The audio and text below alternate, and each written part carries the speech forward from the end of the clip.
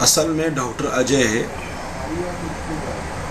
चुनाव में हार से घबरा चुके हैं और लगातार वो अनर्गल बयानबाजी कर रहे हैं। जहाँ तक नरेंद्र मोदी जी की सवाल है तो आज पूरा देश चाहता है और यह देश जानता है कि अगर राष्ट्र को परिवर्तनशील दिशा में अगर कोई लेके जा सकता है वो तो माननीय नरेंद्र मोदी ही हैं। डॉक्टर अजय इस बार निश्चित रूप से यह चुनाव हार रहे हैं।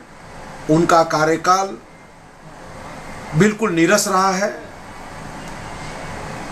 और मैं दावे के साथ कह सकता हूं कि उन्होंने अपने कार्यकाल के दौरान कोई भी एक ऐसा कार्य नहीं किया जो कोई भी एक अगर हम आप में से कोई अगर एक सांसद बने तो सांसद निधि खर्च करके वो काम नहीं कर सकता है। जो उन्होंने बड़ी बड़ी बात की थी, मैं यहाँ यूनिवर्सिटी लाऊंगा, हॉस्पिटल लाऊंगा वगैरह वगैरह, उसमें से एक भी कार्य उन्होंने नहीं किए, बल्कि उनके कार्यकाल के दौरान कई संस्थान बंद हुए हैं।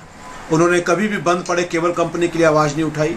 आइडा में लगातार हो रहे बंदी को उन्होंने कभी भी ध्यान में नहीं दिया।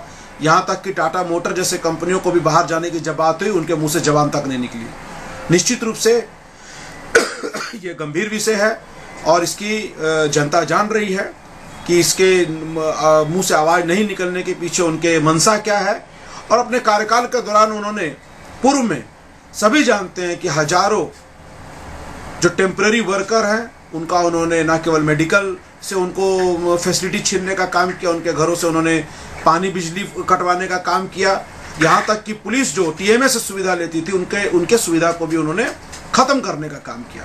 तो ऐसे हजारों बेगुनाह जो डॉक्टर अजय के इस मार के शिकार हुए उनकी बद्दुआ इनको निश्चित रूप से लगेगी, यह मैं पूरी तरीके से मानता हूँ। सर, एक कल जो काम उपवास हुए जा रहे हो, क्या नौटंकी है? क्या मोदी के नाम पे उपवास किया जा रहा है? दिन भर रहेंगे? मोदी के नाम पे लोग उपवास भी करेंगे मोदी जी के नाम पे लोग पूजा भी करेंगे और मोदी जी के नाम पे लोग नतमस्तक भी होंगे, यह समय बताएगा। अच्छा, सीडी प्रकरण में क्या कहना है? पहली बात तो यह है कि चुनाव के टाइम में ही सीडी क्यों आती है, चुनाव के टाइम में सीडी क्यों आई? सीडी को उन्होंने अपने तरीके से जांच भी करा लिया। उनके पास कौन सा लैब है, जेवीएम लैब कहाँ पर स्थापित है, उनको पहले सरकार को बनाना चाहिए। और ये जो तमाम चीजें ऑलरेडी ये जो जांच एजेंसी हैं उनके समक्ष हैं।